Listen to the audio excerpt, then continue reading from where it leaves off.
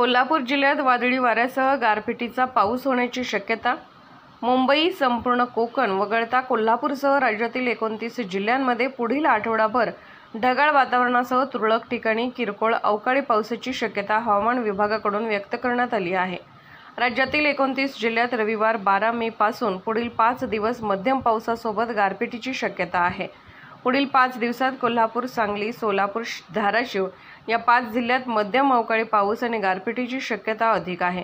मुंबईसह संपूर्ण कोकणात मात्र आठवडाभर सरासरी इतके 37 आणि 25 डिग्री सेल्सिअस ग्रेड दरम्यान कमाल व किमान तापमान राहणार आहे। त्यामुळे एकंदरीत लोकसभा निवडणुकीत 4थी आणि 5व्या टप्प्यातील मतदान दरम्यान महाराष्ट्रात कोणतीही उष्णतेची लाट जाणवणार नाही।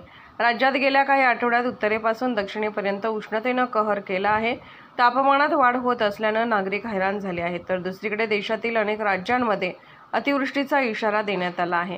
हवामान विभागाने दिलेल्या माहितीनुसार अकोला, अमरावती, वाशिम, बुलढाणा आणि नांदेड येथे काही ठिकाणी विजांचा कडकडाट आणि वादळी वाऱ्यासह पाऊस पडण्याची शक्यता आहे। याशिवाय लातूर आणि हिंगोली येथेही अवकाळी पावसाच्या सरी कोसळतील। मात्र मुंबईसह कोकण पट्ट्यात पुढील 4 दिवस उकाडा जाणवण्याची शक्यता आहे। दरम्यान हवामान विभागाने दिलेल्या माहितीनुसार नागपूर जिल्ह्यात आजपासून पुढील 2 दिवस पावसाचा येलो अलर्ट जारी करण्यात आला आहे। जिल्ह्यात अनेक ठिकाणी हलक्या ते मध्यम स्वरूपाच्या पावसासह वादळी वारा आणि वीज गर्जनेची शक्यता आहे।